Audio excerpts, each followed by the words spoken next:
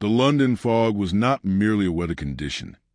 It was a shroud that clung to the towering limestone walls of Blackwood Estate, isolating it from a vibrant pulse of the city. Inside, the atmosphere was even colder. Alistair Thorne, the Marquess of Vane, stood by the floor-to-ceiling windows of his private sanctuary, his hands clasped tightly behind his back. The knuckles of his large, scarred hands were white, a silent testament to the iron control he exerted over every aspect of his existence. At 36, Alistair was a man of jagged edges and shadowed silence. His silhouette, framed against the dying light of gray afternoon, was intimidating. Broad shoulders, a lean, powerful frame, and a face that seemed carved from the very marble of his ancestral home. To the ton, he was the Ice Marquis, a myth of a man who felt nothing, wanted nothing, and yielded to no one. He had spent his life burying the wreckage of his past. The memory of a father who gambled away their dignity and a mother whose warmth had turned into a desertion that left him hollow. Alistair had rebuilt the Vane legacy through a ruthless adherence to order. He lived by a clockwork precision that left no room for the unpredictability of emotion.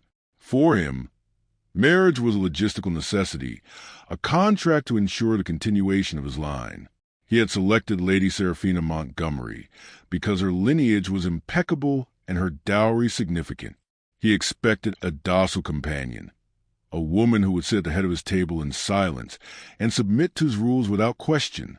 He expected to tame her, to fold her into the quiet, somber rhythm of Blackwood Hall until she became just another piece of refined furniture. But as a brightly painted carriage splashed through the mud of the driveway, Alistair felt a strange, unwelcome prickle of heat at the base of his neck.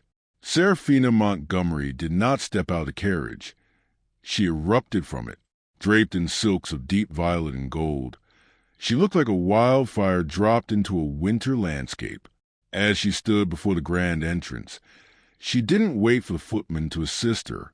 She looked up at the brooding house, her amber eyes flashing with a mix of curiosity and defiance. Seraphina was a woman who had spent her life being told she was too much, too loud, too curious, too spirited. In the rigid parlors of London, she was a tropical bird in a cage of sparrows. She knew the Marquis's reputation. She knew they called him a man of stone. But Seraphina had never been afraid of the cold.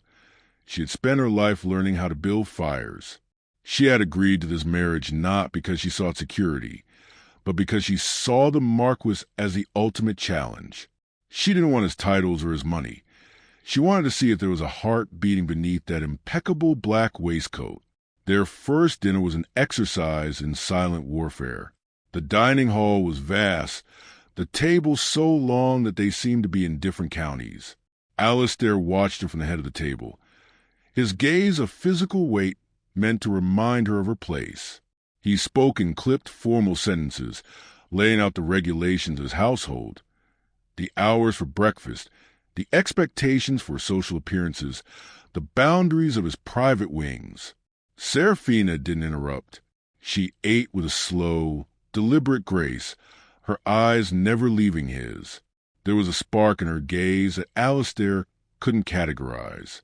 It wasn't fear, it was an invitation. When he finally finished his monologue, the silence stretched between them, thick and heavy. Seraphina set her wine glass down, the crystal clinking softly. She didn't comment on his rules. Instead, she leaned forward, the candlelight catching the swell of her breasts above her corset, and asked him if he ever allowed himself to scream. Alistair froze, his wine glass halfway to his lips. For the first time in a decade, he found himself at a loss for words, trapped in the amber heat of her stare, realizing that the woman across from him was not a creature to be tamed, but a force of nature that might just burn his entire world to the ground. The silence that followed Seraphina's provocative question was so thick it felt like a physical weight in the dining hall. Alistair's grip on his silver fork tightened until his knuckles turned a ghostly white. He had spent his entire life building a fortress of decorum, and this woman had breached it within their first hour together. He looked at her, truly looked at her, noticing the way the golden light of the chandelier played upon the ivory curve of her shoulders. There was a restlessness in her, a vitality that felt like an insult to the stagnant peace of his house. He finally spoke, his voice dropping to a register that was low and dangerous. He told her that in Blackwood there was no need for screaming, because everything was precisely where it ought to be. Control, he explained, was the only thing that kept a man from the abyss. But Seraphina only laughed, a rich, melodic sound that seemed to bounce off the somber portraits of Alistair's ancestors. She rose from her seat, the silk of her gown whispering against the floorboards as she slowly paced the length of the table toward him. Every step was a calculated intrusion into his personal space. She told him that his control was nothing more than a beautiful coffin, and that she had no intention of being buried alive with him. As she reached his side, she leaned down, her lips inches from his ear. The scent of jasmine and something darker, something like warm skin and spice, flooded Alistair's senses. She whispered that she could see the fire trapped behind his ice, and that she intended to watch it burn. The days that followed were a torturous dance of proximity and denial. Alistair found himself unable to escape her presence. She was in the library, reading books that he considered too radical for a lady. She was in the music room, playing compositions that were frantic and filled with yearning. But it was in the gardens where the tension finally began to boil over. It was a humid afternoon, the air heavy with the scent of upcoming rain. Alistair had found her near the rose bushes, her sleeves pushed up to her elbows, her hands stained with earth. She looked wild, untamed, and devastatingly beautiful. He intended to reprimand her for her lack of propriety, but when she turned to face him, the words died in his throat. The heat between them was no longer just a metaphor. It was a physical force. Alistair stepped into her space, his shadow looming over her. He grabbed her wrist, his pulse thundering in his fingertips where they touched her skin. He demanded to know why she insisted on defying him at every turn. Seraphina didn't pull away. Instead, she stepped closer, pressing her chest against his waistcoat. He could feel the rapid, frantic beat of her heart, or perhaps it was his own. Her eyes were dark with a hunger that matched the one he had been trying to starve for years. She told him that she defied him because he was the first thing in her life that felt worth fighting for. Alistair's resolve snapped like dry tinder. He hauled her against him, his hand tangling in the loose curls at the nape of her neck. The kiss was not a gentle exploration. It was a collision, a desperate reclaiming of everything they had been denying. It tasted of salt, rain, and a decade of repressed longing. He backed her against a stone pillar, his body a heavy, demanding weight against hers. His mouth moved to the sensitive skin of her throat, his breath hot and ragged. He groaned her name, a sound of pure, unadulterated surrender. In that moment, the Marquess of Vane realized that he didn't want to tame her. He wanted to be consumed by her. He wanted to feel the ruin of his control, if it meant he could feel her skin against his for just one more second. The storm finally broke above them, drenching them in a cold deluge that did nothing to extinguish the wildfire that had finally, irrevocably, taken hold. The aftermath of that rain-drenched kiss in the garden did not bring the clarity Alistair Thorne so desperately craved. Instead, it was as if a dam had burst, flooding his meticulously ordered world with a chaotic, pulsing heat. He had spent years convinced that he was a man of stone, a hollow statue designed to carry the weight of a title and nothing more. But Seraphina's lips had tasted of life, of rebellion, and of a hunger that mirrored the one he had tried to bury in the deepest vaults of his soul. Every time he closed his eyes, he felt the ghost of her hands against his chest, the way she had arched into him as if seeking to merge their very atoms. He was no longer just a Marquess of Vane. He was a man starving in a banquet hall, and she was the only thing that could satiate him. The tension within Blackwood Hall became a living, breathing entity. It was in the way their eyes met across the breakfast table. A silent, scorching conversation that made the tea grow cold and the servants whisper in the hallways. Alistair found himself stalking the corridors like a predator, his senses dialed to a frequency that only she occupied. He could hear the rustle of her silk skirts from 3 rooms away.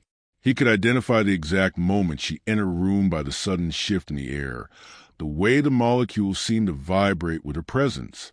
He tried to bury himself in his ledgers, but the numbers blurred into the curves of her waist, and the ink on the pages seemed to transform into dark, inviting depths of her eyes. He was losing his mind, and for the first time, he didn't want to find it. One evening, unable to endure the suffocating silence of his study, Alistair found himself drawn to the music room. The house was shrouded in the velvet darkness of midnight, lit only by the occasional flicker of a dying candle. He found Seraphina there, but she wasn't playing the piano. She was standing by the open window, the moonlight spilling over her like liquid silver. She was wearing only a thin silk nightgown and a robe that did little to hide the elegant lines of her body. The sight of her, so vulnerable yet so powerful in her beauty, struck Alistair with the force of a physical blow. He should have turned away. He should have remembered his vows of decorum and distance. But the scent of jasmine on the night breeze drew him in, a siren call he was powerless to resist. He approached her with the silent grace of a ghost. When he reached her, he didn't speak. He simply stood behind her, his heat radiating against her back. He saw her shoulders rise and fall with a jagged breath, her own desire echoing his. He reached out, his fingers trembling as he traced the line of her neck, moving the heavy silk of her hair aside to reveal the pale, inviting skin beneath. The touch was electric. Seraphina let out a low, broken moan that shattered the last of his restraint. She turned in his arms, her eyes wide and dark with a need that was almost feral. There was no pretense of taming here. There was only the raw, visceral reality of 2 souls who found their match in the dark. He pressed her back against the cool wood of the piano, his hands roaming over her curves with possessive ferocity. He wanted to memorize every inch of her, to claim her in a way that no contract or title ever could. His mouth found hers again, the kiss deeper and more demanding than before. It was a battle of tongues and teeth, a desperate exchange of breath and soul. He whispered against her skin, telling her that she was his ruin, his obsession, his only truth. Seraphina's hands were in his hair, pulling him closer, her body molding to his as if she had been made specifically to fit in the hollows of his frame. In the shadows of the music room, amidst the silent instruments, they orchestrated a symphony of their own, a crescendo of skin against skin, of whispered vows and urgent gasps, until the world outside the estate ceased to exist entirely. The encounter in the music room had stripped away the last vestiges of Alistair's carefully constructed sanctuary. There was no more hiding behind ledgers, no more retreating into the cold comfort of his title. He was a man possessed, his thoughts a constant, swirling storm of Seraphina. He found himself waking in the dead of night, his skin burning with the memory of her touch, the silence of his bedchamber feeling like a suffocating shroud. He was a Marquess of Vane, a man who had mastered the art of suppression, yet he was being unmade by a woman who refused to let him stay in the dark. The tension between them had reached a point of no return. It was a physical ache that pulsed in his veins, a fever that only she could break. Seraphina, too, was caught in the gravitational pull of their shared hunger. She no longer sought to merely challenge him. She sought to claim him. She saw the way his eyes followed her every movement, the way his jaw tightened when she laughed, and the raw, desperate need that he tried so hard to mask with his aristocratic poise. She knew she was playing with fire, but she had never been content with the safety of the hearth. She wanted the inferno. She began to push the boundaries of their shared spaces, entering his dressing room under the guise of discussing the evening's plans, her eyes lingering on the breadth of his bare shoulders, the powerful muscles of his back that spoke of a strength he rarely let the world see. The air in the room would grow heavy. thick with the scent of sandalwood and desire, until the very walls seemed to throb with their unspoken craving. The breaking point arrived on a night when the summer heat refused to break, a humid, oppressive weight that made the silk of their clothes feel like a burden. Alistair had retired to his private bathing chamber, seeking the cool relief of water, but his mind was far from peaceful. When the door creaked open, he didn't even need to turn to know it was her. Seraphina stood in the doorway, the candlelight behind her silhouetting the divine curves of her body through her thin robe. She didn't say a word as she approached the edge of the copper tub. The silence was absolute, save for the frantic thudding of Alistair's heart against his ribs. He looked up at her, his steel-gray eyes dark with a mix of agony and adoration. He told her, in a voice that was nothing more than a ruined rasp, that if she didn't leave now, there would be no going back. He warned her that he was a man of dark corners and heavy burdens, and that he would pull her down into the depths with him. Seraphina's response was to let her robe slip from her shoulders, the silk pooling on the floor like a forgotten promise. She stepped into the water, her skin ivory and radiant in the dim light. She told him that she had spent her whole life waiting for someone who was strong enough to hold her and deep enough to drown in. As she sank down beside him, the water overflowing the edge, Alistair lost the last of his iron grip. He pulled her against him, his hands slick with water and soap, his mouth finding hers with ferocity that was almost violent in its intensity. This was not a dance of polite society. It was a primal reclamation. He explored the curve of her hip, the arch of her back, his touch leaving trails of fire on her wet skin. The intimacy was staggering, a total surrender of body and soul. Alistair found himself speaking words he had never whispered to another living soul. Confessions of his fears, the weight of his father's sins, and the terrifying, beautiful truth that she was the only light he had ever truly known. They moved together in a rhythm as old as time, a desperate, beautiful struggle to be as close as humanly possible. In the steam and the shadows, the ice Marquess was finally, completely melted. He wasn't just taming her, he was worshipping her. He realized then that love wasn't a liability or a weakness. It was the ultimate power, a force that could rebuild a man from the ashes of his past. As they lay together in the quiet aftermath, the only sound the dripping of water and their synchronized breathing, Alistair knew that the man he used to be was gone forever, and he didn't regret the loss for a single second. The morning light that filtered through the heavy velvet curtains of the master's suite felt different than any Alistair had ever known. It was no longer a harsh reminder of another day of duty and discipline, but a soft, golden benediction. Beside him, Seraphina slept with a peacefulness that he had once thought impossible in his world of shadows. Watching the gentle rise and fall of her shoulders, Alistair felt a profound sense of shift within his own soul. The iron-clad walls he had spent decades constructing, built to protect himself from the pain of his mother's abandonment and his father's reckless shame, had not just been breached. They had been dismantled, brick by brick, by the woman who now held his heart in her hands.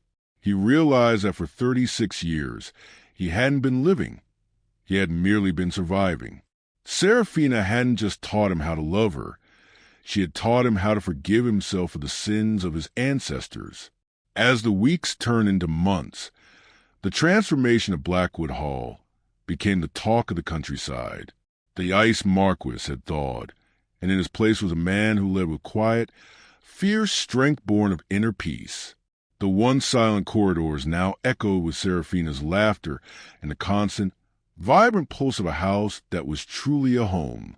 Alistair found himself no longer dreading the social obligations of his title, for every gala and every dinner was now an opportunity to stand by her side, his hand possessively on the small of her back, letting the world see that he was a man reclaimed. But it was in their private moments that the change was most profound. They spent hours in the library, not in silent work, but in heated debates and shared dreams. The desire between them, far from cooling after the initial fire, had deepened into a steady, scorching heat that dictated the rhythm of their lives.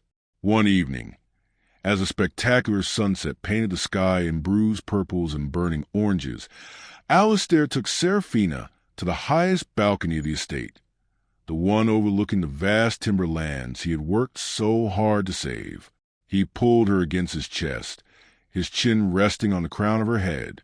He spoke to her then, not as a marquis to his wife, but as a soul to its counterpart.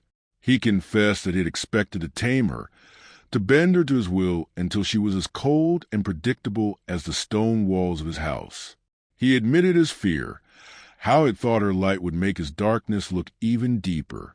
But instead, she had merged with his shadows, turning them into a rich, beautiful twilight. He told her that she was the only victory he had ever truly cared about. Seraphina turned in his arms, her amber eyes glowing with love so fierce it made Alistair's breath catch. She told him that she had never intended to be tamed, but she had always intended to be his. She reached up, her fingers tracing the sharp, handsome line of his jaw, and told him that the Ice Marquis was a legend. But the man standing before her, the man who felt everything and feared nothing, was the one she would follow into any storm. The air between them grew heavy once more, charged with the familiar, electric pull of their shared passion. There was no need for words as Alistair picked her up, his mouth finding hers in a kiss that promised a lifetime of devotion and a night of unbridled surrender. The story of Alistair and Seraphina was no longer a marriage of convenience or a transaction of titles. It was a legend of the Regency Era, a tale of how a woman's vibrant spirit could break the strongest chains, and how a man's cold heart could become a forge for the purest kind of love. As they retreated into the warmth of their home, leaving the shadows of the past behind them, the Blackwood estate stood as a beacon of life.